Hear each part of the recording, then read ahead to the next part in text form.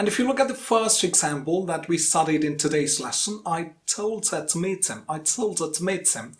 With syllable-timed rhythm, you will get something like this. I told her to meet him. Have you ever thought why our Indian accent is very different from British accent?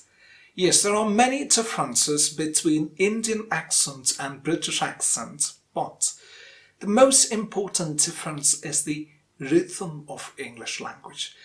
British English is a stress-timed language. Stress-timed language means stressed syllables are at approximately regular intervals, and between them there are unstressed syllables. To understand stress-timed language, first of all, you should understand what stress is. Stress means prominence. So, stressed means more prominence and unstressed means less prominence. So, stressed, unstressed, stressed, unstressed.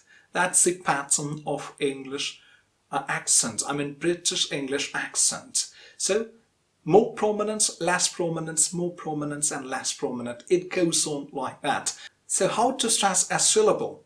For example, when you pronounce cassette, you stress the second syllable, which means you make the second syllable a bit longer, at the same time a bit louder as well. That's why you see cassette instead of cassette. So when you say cassette, stress falls on the first syllable, but actually word cassette has stress on the second syllable, not on the first syllable.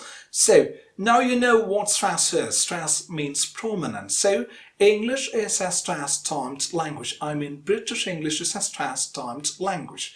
At the same time, most Indian languages are syllable-timed languages, which means each and every syllable gets equal prominence. So there is no more prominence and less prominence when it comes to Indian languages. And this is the reason why most Indians speak syllable-timed English, which means they don't give any prominence for any particular prominence or more emphasis for any syllable. Each syllable gets same prominence as it is seen in many Indian languages. As I said, Indian languages, most Indian languages are syllable-timed languages. There is no prominence for any single syllable. With today's lesson, we are looking to change the rhythm of our English by bringing more stress-timed pattern of rhythm into our language. That's what we are going to do today.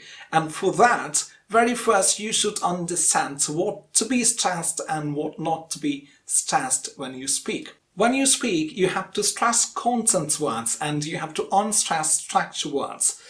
And content words are nouns, verbs, adjectives and adverbs. These are the content words. And then there are structure words. Prepositions, pronouns, conjunctions and auxiliary verbs. These are structure words and they are unstressed. So content words stressed and structure words unstressed. We'll be able to better understand this with a couple of examples.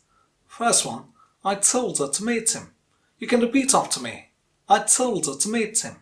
I told her to meet him. Let's look at the words here.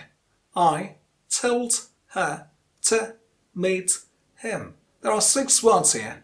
And what about the content words? I is a pronoun, and of course it is not a content word. It is a structure word. Pronouns are structure words. So I is a pronoun. Told is a verb, so it is a content word. Told and the next content word is meet. So of these 6 words, there are only 2 content words, which means you have to stress only 2 words in this sentence. So I told her to meet him. So you have a look at this. I is weak there and told is verb, so you stress that. It is a stressed syllable there. I told and then I told her. Told her. Look at the word her. Here you don't use the strong form her. Instead you use the weak form a. You don't say her, instead you say a. So I told her. Here told, you link a with told. So you make it I told her.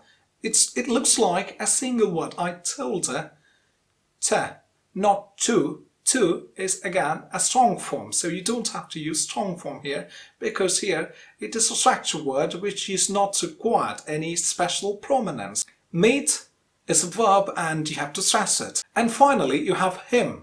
And here, you don't use song form him as you did with her. You wouldn't use song form her. Instead, you use a. The same way you have to use im.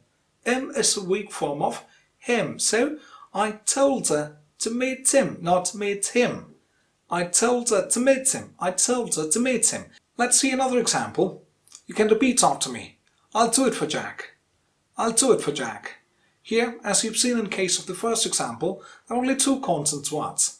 First one, do, and the second one is Jack. To verb and Jack noun. Only these two words are stressed and the rest is unstressed. So I'll, as you've seen, I is a pronoun and will is the auxiliary. So you don't have to stress it, so you have to use the weak form ill. I'll, do, yes, song form, and it, again, a pronoun, it. So you don't have to stress it. I will do it. No, you don't have to say like that. Instead, I'll do it. I'll do it. For, which is again weak form. It's a structure word and a weak form. So not for. I'll do it for Jack. Jack is a noun there, and you have to stress it. So I'll do it for Jack. That's how you get the stress-timed rhythm. Shall we see another example? And before we see the example, if you haven't subscribed to the channel yet, please do subscribe and press that bell icon as well. And yes, the example, I can do it.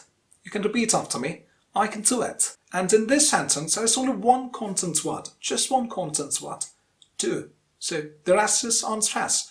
I can do it. You don't have to say can. I can do it. It's not required here. I can do it.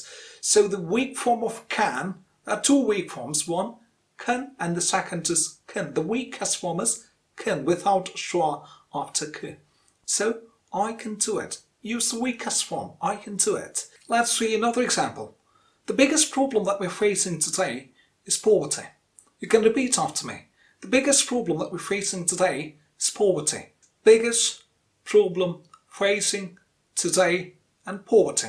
These are the content words, and the rest is structure words. That, we, are, and is structure words, and you have to leave them unstressed.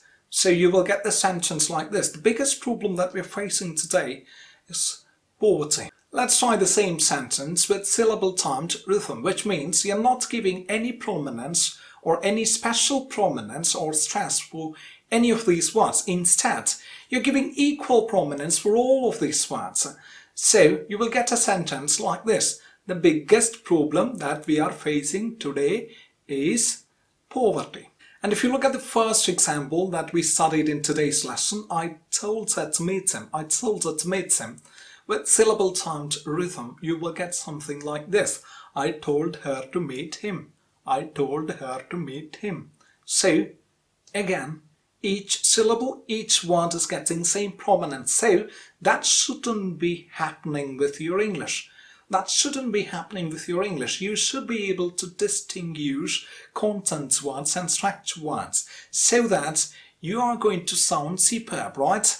And we all want to be superb speakers. Now you got the point. We have to improve our accent, and to improve that accent, we have to improve rhythm. Yes, to improve rhythm, you can't just be giving equal prominence for each and every word. If you give equal prominence for each and every word and each and every syllable, what is going to happen? You're going to get a flat line, and that rhythm is very un-English, and you have to change it. So the summary of the lesson: English is a stress-timed language. I mean, British English is a stress-timed language. At the same time, most Indian languages are syllable-timed languages, and when we speak English, we borrow this syllable-timed rhythm and we speak syllable-timed English. And that's the reason why our English is very, very, very different from British English or American English. And that's why you're always able to say, yes, this guy speaks Indian English. But you don't see that big difference between New Zealand English and Australian English, or New Zealand English and American English. You don't see that much difference. But if you compare British English and Indian English, or American English and Indian English, yes, there is an ocean of difference, and that is actually the rhythm. So you should be able to improve your rhythm by identifying and stressing content words and unstressing structure words. That's the end of today's lesson. Once again, if you haven't subscribed to the channel, please do subscribe and support. And if you have any questions or comments, please do share them in the comment box. And also, if you like the video, please give a thumbs up. Bye bye from Lubish and English 24.